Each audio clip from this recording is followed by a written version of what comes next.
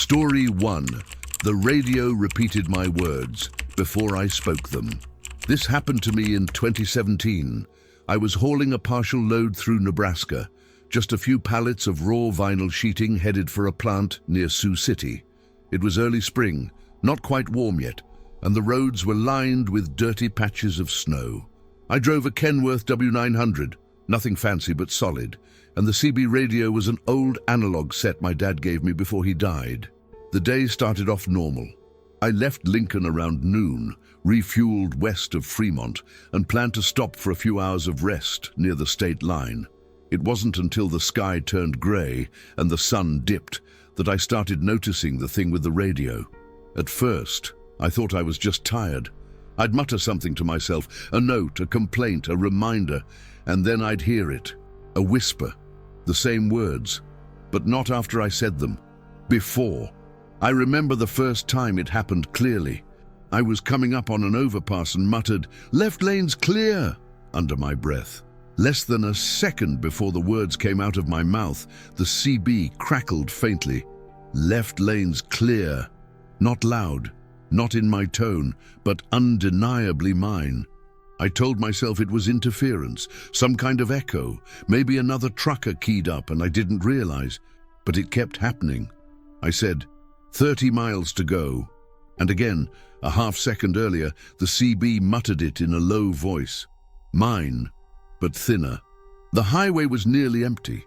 I turned the radio off, thinking maybe it was broken or stuck in some weird feedback loop. But the next time I spoke aloud, just a passing thought, I should stop soon. I still heard it. Same voice, same timing. The CB wasn't even on. I turned it back on, cranked the volume. Silence. Then I decided to test it. Out loud, I said something completely random. Orange cups smell like rain. Nonsense. And before I said it, maybe just a hair of a second, the CB whispered it, "Orange cups smell like rain." That's when it stopped being funny. I kept driving, but the hair on my arms stood up. I rolled down the window, thinking maybe I was losing it, that the sound of my voice in the cab was somehow bouncing back at me. But I wasn't hearing an echo. I was hearing a prediction. The radio was whispering my words, right before I said them. I said, "My name is Grant." And there it was, from the CB, a moment too soon. My name is Grant. At one point, I screamed just to see if the radio would match it. It didn't. But when I muttered under my breath again, "What is this?" it answered. Not just repeated. It said it with me before me. I pulled off at the next turnout. No cars, just a thin gravel shoulder and dead cornfields on both sides. I sat there, engine idling. The sky was that washed-out steel color right before night hits. I could hear the wind push through the door seals. I switched off the CB, disconnected the antenna, still heard it. I tried saying nothing.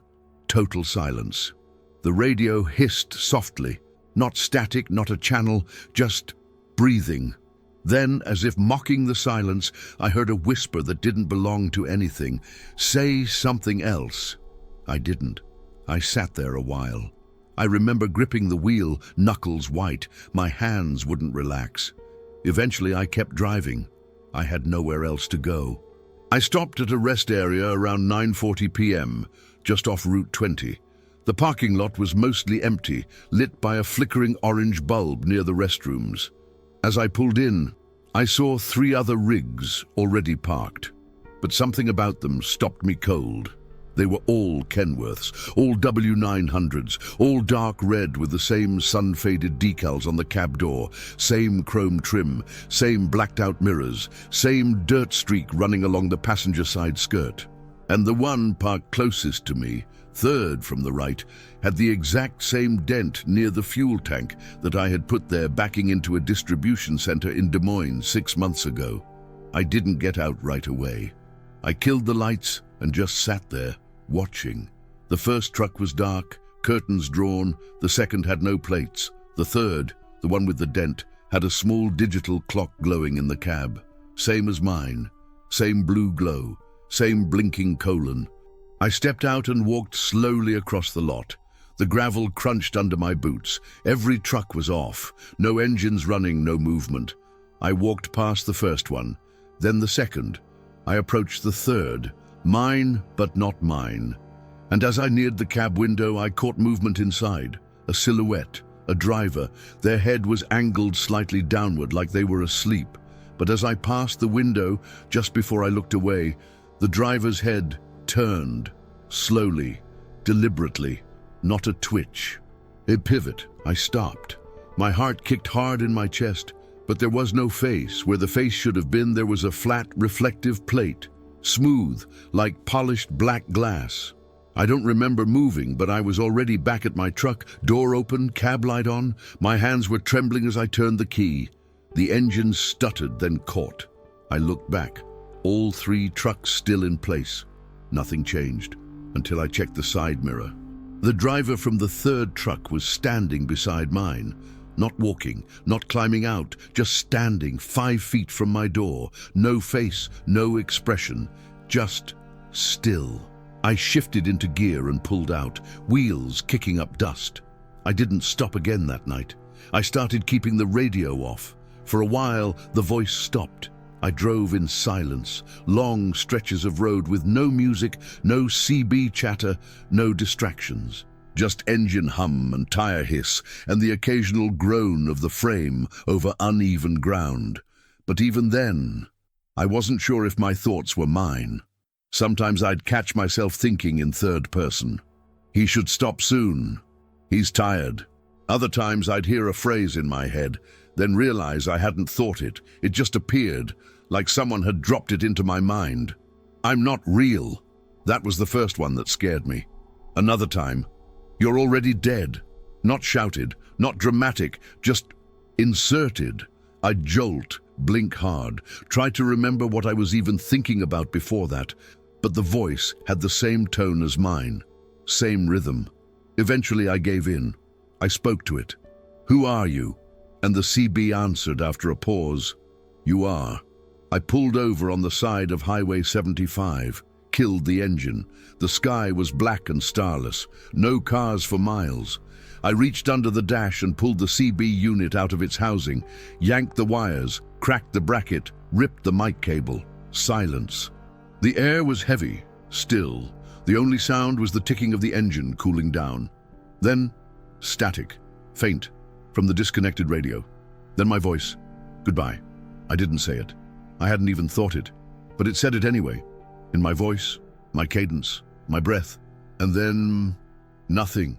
No static, no wind, just the dark. I drove the rest of the way in complete silence.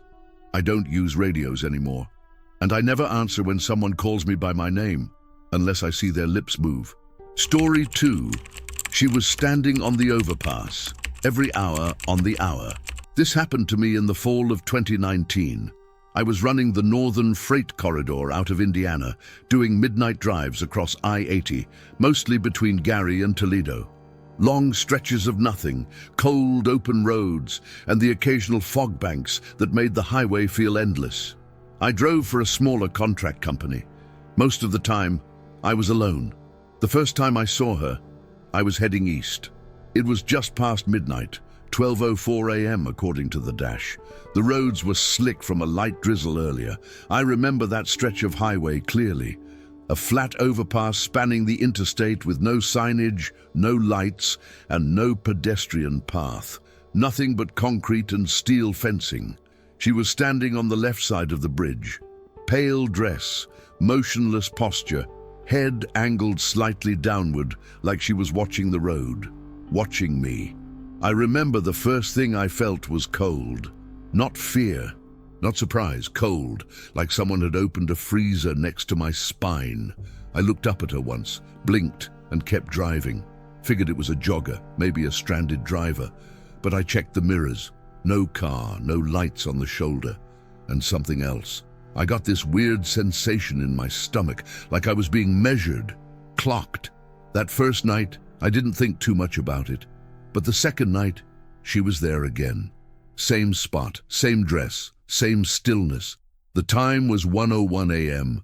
That's when the pattern started. I saw her again the next night at exactly 2 a.m. and again at 3. Always on that same overpass, always alone, I started watching the clock as I approached, and each time, without fail, the digital readout would change to due souce, and she'd appear. I tested it, slowed down, changed lanes, even tried to keep my eyes on the road and not look at the bridge. But even when I didn't see her, I felt her. The cold would creep in right at the top of the hour. The headlights would dim slightly, and my head would start to ache, like something behind my eyes was tightening. Vertigo sometimes. One time I had to pull over after passing her because I felt nauseous. My legs wouldn't stop shaking.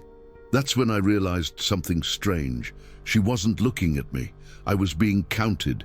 Every pass, every hour, one vehicle, one set of eyes. It wasn't about fear, it wasn't about drama. It was tallying. After the 6th night, I couldn't take it anymore. It was around 4 a.m., my second to last delivery for the shift. I saw her again, standing still, not moving, same pale dress clinging in the windless air. This time I pulled over. About 200 yards past the bridge, I coasted to a stop on the gravel shoulder. I turned on my hazard lights, opened the door. The air was damp but still. No cars. I climbed down from the cab and walked toward the overpass. My boots crunched over broken asphalt and roadside litter. A field of dead grass stretched out on both sides. As I got closer, I noticed something strange. The bridge had concrete stairs built into the embankment, but there were no railings, just a low wall separating the lanes from the sky. I took the stairs slowly. No sound except the dull hum of my truck's engine in the distance. When I reached the top, she was gone. No one, just the bridge, empty. But on the concrete, I saw them. Footprints, wet, bare, leading from the center of the bridge toward the railing. There were dozens of them, but only one set. No sign of return. I followed them to the edge. They stopped abruptly, just 3 feet from the metal safety barrier. The final footprint was darker, more defined than the rest, like someone had pressed their heel into the surface a little harder, bracing for something. I stepped closer, and that's when I saw it. Etched into the metal, faint but deliberate, just below the top rail. You already missed her. I backed away.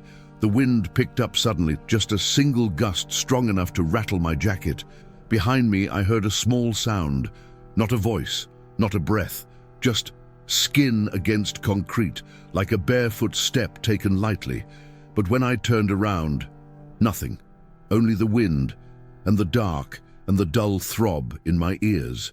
I ran back to the truck. Didn't look back. I changed my route after that. Told dispatch I had engine issues near South Bend, requested a southern corridor instead. They gave me the Evansville run, 300 miles round trip, mostly smooth roads, small town stops. For a few nights, it was fine. No bridges, no figures. But I still watched the clock, especially at night. Always at 59, I'd feel this cold tension behind my eyes, waiting for it to tick over. Usually nothing happened until the 5th night. I was coming up on a county bridge, smaller, more modern. Just concrete and rails, no crosswalk. It was 12:59 a.m. I told myself to keep driving, keep my eyes forward. But the second it hit one, I saw movement. A woman stepped out onto the bridge. She wasn't standing this time. She was walking across the span, calmly barefoot, same pale dress, same posture, no hurry, no fear, just a quiet presence cutting across the highway above me, passing from one void into another. I felt the pressure build in my head again. Same headache, same vertigo. The clock on my dash blinked once, just once, and reset to 12:59. I blinked. She was gone. The road ahead was empty. No brake lights, no headlights behind me. Just the memory of her footsteps. Since then, I've changed routes 3 more times. Tennessee, Kentucky, even once in Colorado. Different bridges, different towns, but always, without fail, at the top of the hour, she returns. Sometimes standing, sometimes walking. Once, kneeling at the edge of the guardrail, unmoving as I passed beneath her. I don't know if she's the same woman, or if it's a pattern repeating itself, like a signal, a distorted frequency, trapped in steel and stone and silence. I stopped using a digital clock. Now I drive without tracking the time, but sometimes I still feel it. The pressure behind the eyes, the temperature shift, and the quiet certainty that somewhere above or ahead, she's waiting, counting.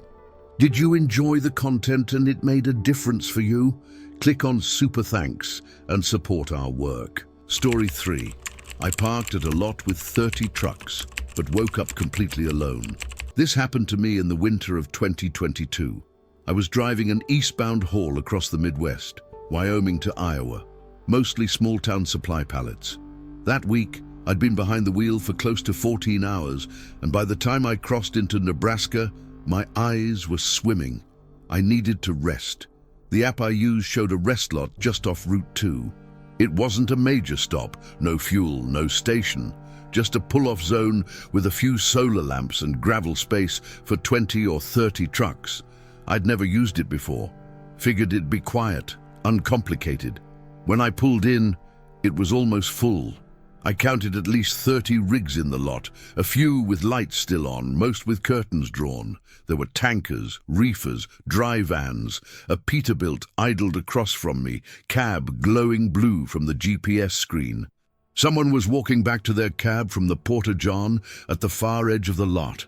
I eased in, angled my trailer into a free space toward the corner, and shut everything down. I made a mental note to check my tires in the morning, then climbed into the sleeper, phone off, boots still on. I remember seeing condensation cloud the windshield as the cab cooled. That's the last normal moment I had. When I woke up, it was still dark. That early, disorienting kind of dark where your brain can't tell if it's 2 a.m. or 5. The air felt wrong, hollow, no engine hum from nearby trucks, no footsteps, no brake hiss, no coffee lids clicking shut, just silence. I sat up. My cab was freezing. The digital clock on the dash was blinking, reset. That happens sometimes if the power hiccups, but I'd slept fine through storms worse than that. I looked out the window, empty lot. Every truck was gone. I thought maybe I'd overslept. Maybe everyone else left early, but there were no taillights disappearing into the dark, no lingering fumes in the air, just a blank lot and the sound of wind brushing gravel. I stepped out to check the ground. The gravel was freshly raked, even. No depressions from tire weight, no leaks, no marks, not even footprints, like no truck had ever parked here. I walked the lot twice. Nothing. The Porta-John was closed, still had the wrapper seal on the handle. I climbed back into my truck and pulled up the dash cam. I keep it rolling overnight, low res, just in case anything weird happens. I've caught thieves and wildlife on it before. I rewound to when I parked. There they were. Every truck, every cab, lights blinking. A guy walking his dog between lanes, someone setting down wheel chocks. Then I played it forward. At 3:01 a.m., one truck vanished. Not pulled out, just gone. One frame, it was there. Next frame, nothing. The next one disappeared at 3:03. Then another at 3:06. No motion, no headlights, just missing.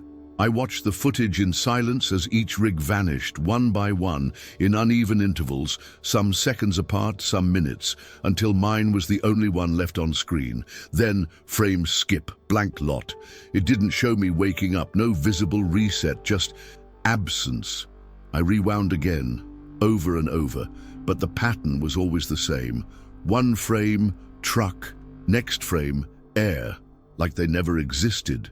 I left the lot in a daze. The app showed no maintenance reports, no shutdowns, said it had space for 20 trucks. That's all. No mention of the 30 I saw, no indication that any of it had changed.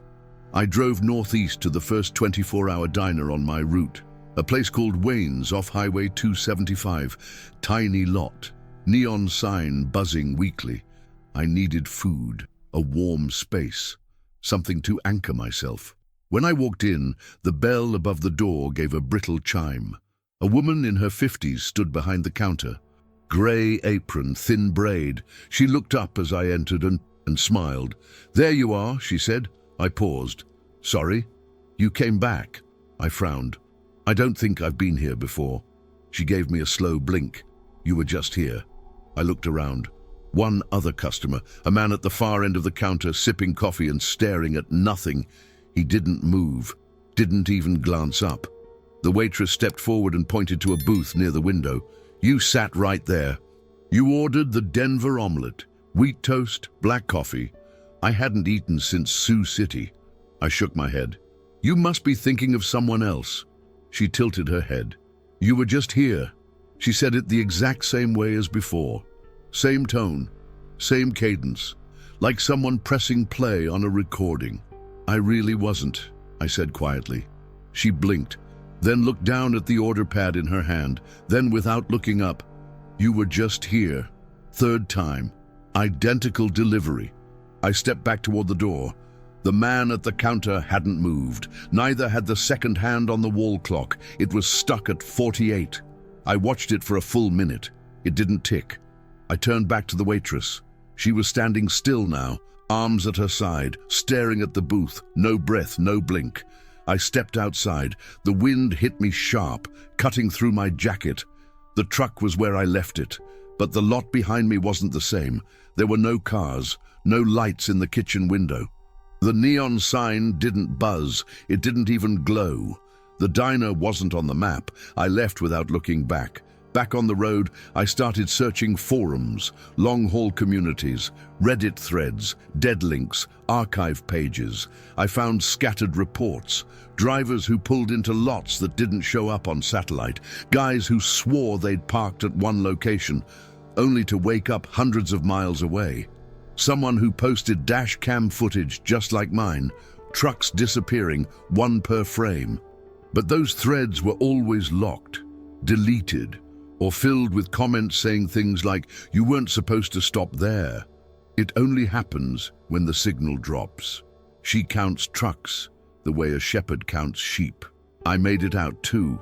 You'll feel it again. Top of the hour. One post stood out. It was from 2016. A guy named Reefer Logic said he parked near Ames, Iowa. Full lot. Slept deep. Woke up alone. His dashcam showed the same frame flick pattern, trucks vanishing mid-image. He said the only way to break the loop was to stay awake past 3 a.m. He tried, didn't post again after that. I've tried to ignore it. Stay moving, stick to busy routes, chain sleep with truck stops that have video surveillance, security guards. But sometimes it still finds me. The dream. I'm parked in the center of a huge gravel circle. The sky above is black. No stars, no clouds. All around me, 30 trucks, parked in a perfect ring, headlights on, engines off. And all of them, every last one, pointed directly at mine. I can't see the drivers, the cabs are too dark, but I know they're in there, watching, counting. The lights don't flicker, the air doesn't move. I try to start my engine, my key won't turn. Then, one by one, just like in the footage, each headlight blinks out. No sound, no motion, just lights winking off, until it's just me, in the center, staring out at 30 dead trucks and the sound of my own breathing. The next morning, when I wake up, I always check the lot. I count the rigs around me, just to make sure. But I never park alone anymore, and I never, ever check the dashcam after 3 a.m.